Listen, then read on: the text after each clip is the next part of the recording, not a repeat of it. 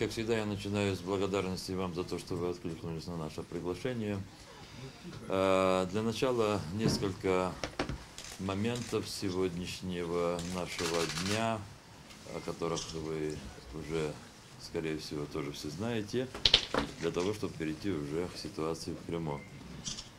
Как вы знаете, что сегодня уже Совет Государственной Думы Российской Федерации призвал президента Украины принять меры для стабилизации ситуации в Крыму и использовать все имеющиеся возможности для защиты населения Крыма от произвола и насилия. Я зачитываю так, как в официальных сообщениях российских органов власти. Также Совет Федерации подготовил соответствующее обращение в адрес президента Российской Федерации.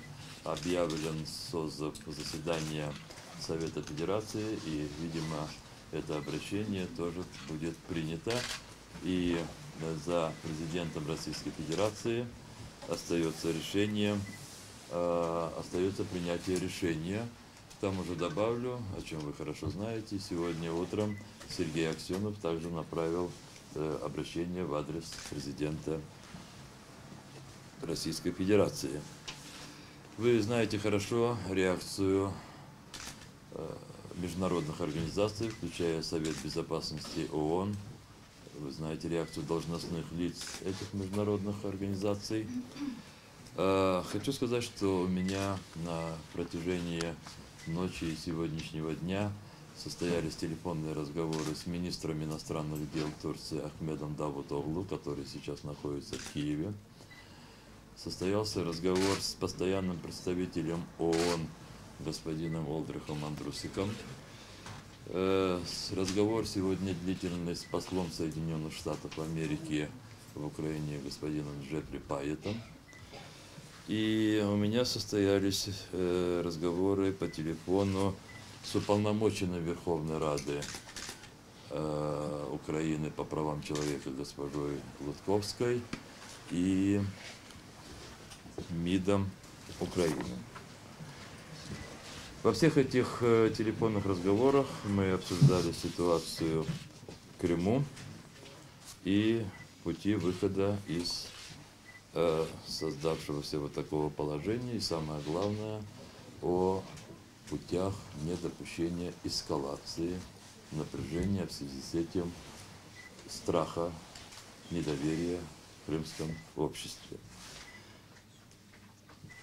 Совершенно очевидно, что последние 2-3 дня жители Крыма, русские, крымские татары, украинцы, люди разных национальностей,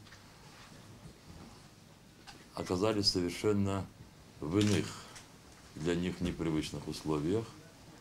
И эти условия вселяют каждого человека, сейчас находящегося в Крыму, тревогу за свою семью, за своих детей. И в этой ситуации я счел необходимым еще раз с вашей помощью сказать о том, что меджлис крымско-татарского народа, региональные и местные меджлисы, активисты гражданского общества, имамы на местах предпринимали и будут предпринимать все усилия для того, чтобы исключить любые попытки провокации в крымском обществе, которые бы допустили возможность эскалации напряжения в Крыму.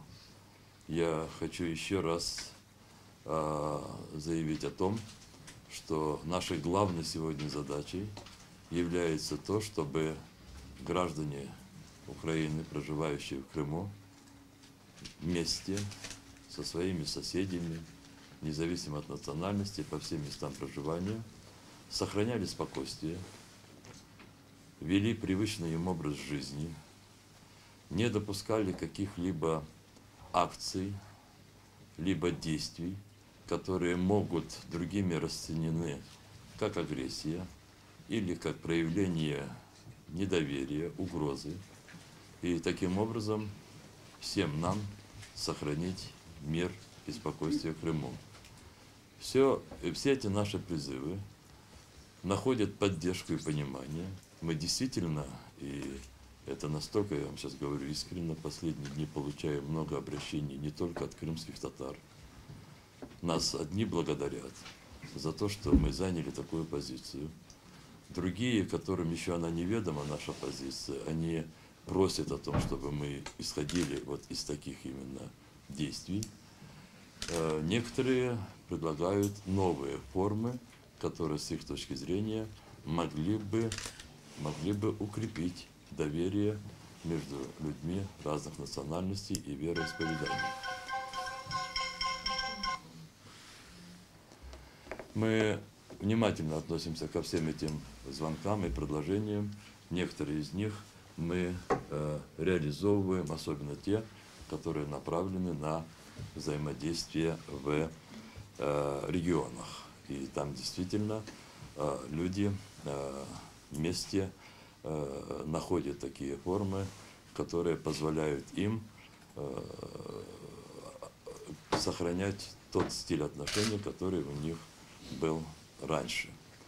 Кроме этого, мы понимаем о том, что все равно в обществе есть такие силы, которые могут не услышать наши призывы, и они могут исходить из других форм поведения.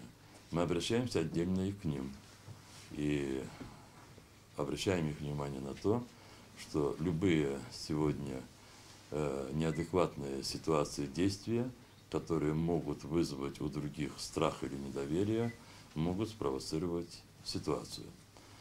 У меня сегодня состоялся разговор с Сергеем Аксеновым в связи с тем, что были случаи, которые вызвали большую настороженность в обществе, скажем, занятие помещений гражданских организаций, общественных организаций, извините. И представляется, что сегодня те, кто взял на себя ответственность, и те, кто заявляет о том, что они думают о благе крымчан, в первую очередь должны не только об этом заявлять, но и обеспечить этот порядок. Пожалуй, у меня все. Сегодня я готов ответить на ваши вопросы, если они последуют. Прокомментируйте, пожалуйста, обращение Аксенова к Путину.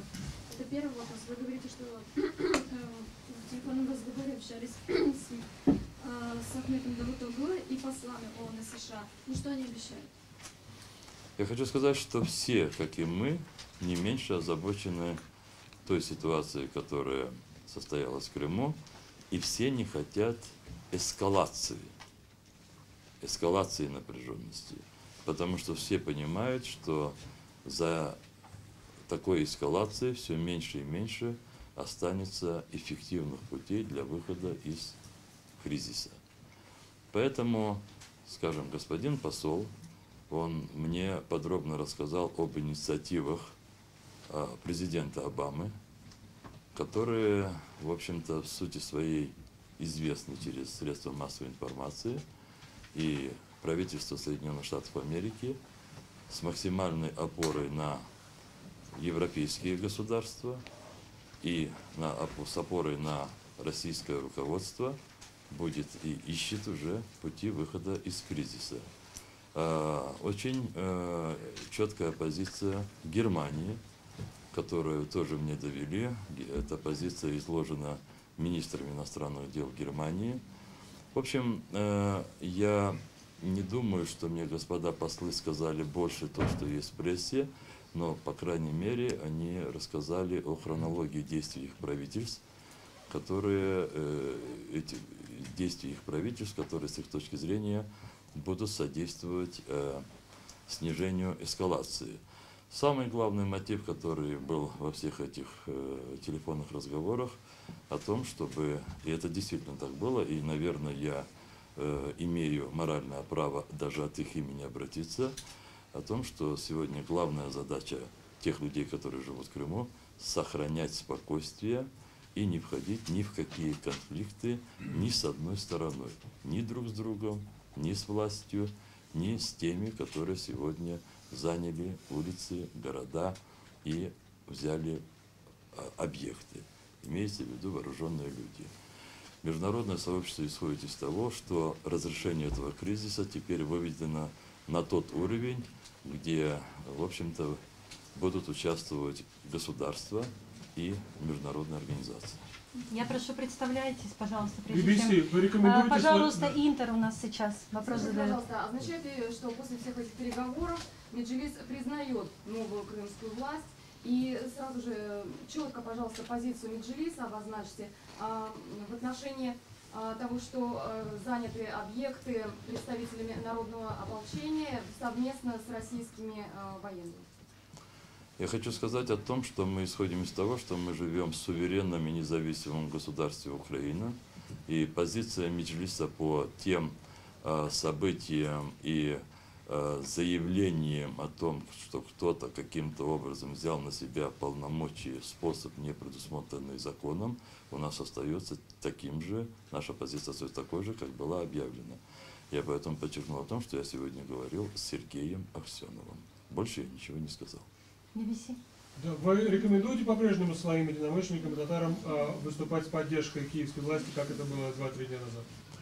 Мы исходим из того, что конфликт вышел на такой уровень, которым решение его должно найтись международным сообществом и, естественно, нашим государством.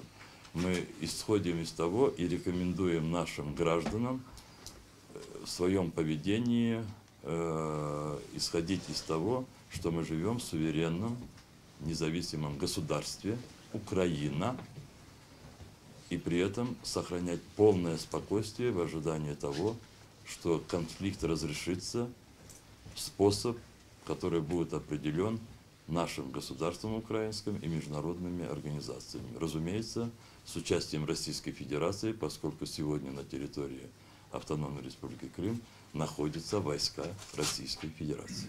Мне очень на практике понятный совет. Вот я и ваш единомышленник татарин идет по улице, да, и вот вопрос в лоб. И вот как быть в этой ситуации, меня интересует. Это просто уличная ситуация. Сегодня все граждане Украины, сохраняя спокойствие, все граждане Украины, которые живут в Крыму, сохраняя спокойствие, должны следовать действующему украинскому законодательству. Точка. Пожалуйста. Аль-Джазира, какое ваше отношение к референдуму? Вы считаете, он решит что-то здесь? Я несколько дней назад уже излагал свою позицию, кратко повторю. Ну, во-первых, проведение будь каких референдумов под дулами автоматов, я думаю, что вы понимаете, насколько легитимными будут его результаты. Другое, проведение референдум, способ, не предусмотренный законом, это тоже нелегитимно. В то же время, если будет такое, скажем, понимание всеми живущими в Крыму, что без референдума не обойтись, необходимо сесть, обсудить и обеспечить его правовое обеспечение. И, во-вторых, если нам представляется, что через референдум мы сможем объединить устремление всего крымского сообщества, я думаю, что этот референдум должен проходить в один день, но раздельно, как минимум в 3 сообществах – крымско-татарском, русском и украинском. Ответ на один вопрос, если совпадет во всех 3 этнических социумах, значит, это будет выбор всего сообщества крымского. Если ответы не совпадут, это будет выбор одной или нескольких частей крымского сообщества. И таким образом объединение воли крымчан не будет достигнуто. Уолл-стрит, потом ICTV, пожалуйста. Да, здравствуйте. Вот Реджину. Это, как вы сказали, сейчас это выяснилось, что войска Российской Федерации находятся на территории Крыма. И вы не знаете, это были те войска, которые также схватили здание Рады Крыма утром в четверг, или это были другие люди и сейчас войска? Если есть еще люди, которые думают, что здание Совета Министров Автономной Республики Крым и здание Верховной Рады Автономной Республики Крым были захвачены какими-либо силами самообороны или иной формы организации граждан, то я не отношусь к таким людям. Я исхожу из того, что эти здания были захвачены специально подготовленными людьми, которые несут воинские обязанности. ICTV? Прокомментируйте, пожалуйста, обращение Аксенова к помощи России, Путину, к которому он обратился сегодня утром. Я здесь особо ничего и не смогу прокомментировать, кроме того, что мы предполагали неделю назад и дней 5 назад, это все выполняется, ну, скажем так, с какими-то, может быть, мелкими отклонениями. Все это предугадывалось еще много времени назад, и я не думаю, что такое обращение, оно снизило накал самого конфликта. Известия. Просвета, пожалуйста. Владимир Константинов, спикер парламента, заявил о том, что он сделал представителям Меджлиса целый пакет предложений, в том числе кадровых, и даже сказал, что он убежден, что Меджлис согласится на эти предложения. Какие это предложения, если действительно вы согласитесь, как отреагируете? В той ситуации, когда мы не можем в нормальных условиях все вместе обсудить приоритеты развития Крыма, когда ставится под сомнение территориальная целостность государства Украины, мне оказалось, что меньше всего мы должны были бы реагировать на предложения по должностям и по персоналиям. Мы не отреагировали на это предложение. Какие они были именно? Как? В чем эти предложения состоят? Но когда у нас меняется власть, все предложения, как правило, сводятся, у нас есть в Украине такое слово, к дерибану должностей. Мы в этом не участвуем. Кримсько-татарське питання онлайн, они в коридоре находятся, в татары защищают целостность Украины и сохранить. Я думаю, что сегодня необходимо как можно быстрее собрать некий международный форум. Я думаю, что буквально у нас остались считанные дни для того, чтобы избежать большей беды. И поэтому исхожу из того, что для проведения такого международного саммита, и самое главное, я это подчеркиваю, для обеспечения международного порядка, определенного целым пакетом международных договоров, пакетом двухсторонних договоров, сегодня уже необходимости введения чрезвычайного положения нет. Сегодня есть более главная задача. Или рушится мировое, мне не хочется очень слово использовать мировой порядок, но, скажем так, международные отношения, которые теми сильны, что каждая страна или страны выполняют свои обязательства в соответствии с международными нормами. 1994 год. Будапештский меморандум. Украина отказывается от ядерного оружия. 3 государства, Великобритания, США, Россия, гарантируют территориальную целостность Украины. Какие еще могут быть другие предложения по статусу Крыма без Украины? Радио «Свобода». В случае безопасности для крымско-татарских поселков Меджлисом предусматривается обеспечение безопасности? Я хочу сказать о том, что безопасность людей в Крыму сейчас на данном этапе не должна и не может рассматриваться в контексте одной этнической группы. Мы должны все вместе предпринимать действия, которые направлены на безопасность всех людей, живущих в Крыму.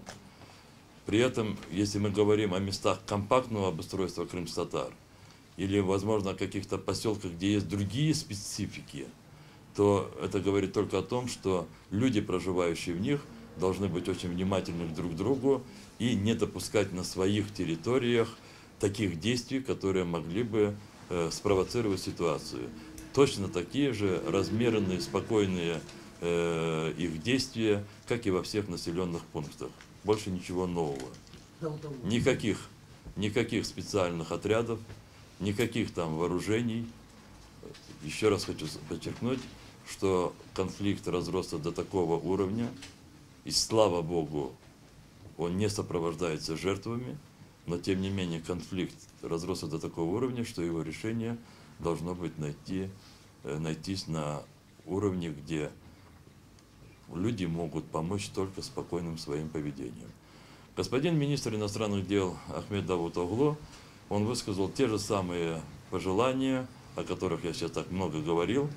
Он поделился с теми же самыми информацией о действиях правительства Турции, которые никоим образом не отличны от действий, которые предпринимают другие государства. Европейские, Америка, наши близкие соседи Вышеградская четверка и другие государства. Никаких отличий. Спасибо. Вопросы еще есть? Крымское эхо.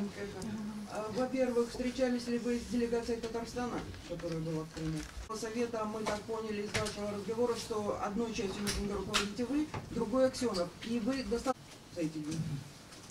Я отношусь к тем политикам, которые ради того, чтобы не дать пролиться ни капли крови, готовы общаться со всеми, от кого тоже в какой-то мере зависит поведение людей, пусть и небольшой или большой группы людей. Поэтому я говорил и буду говорить со всеми людьми, кого я посчитаю возможными вот в такой ситуации повлиять на поведение людей.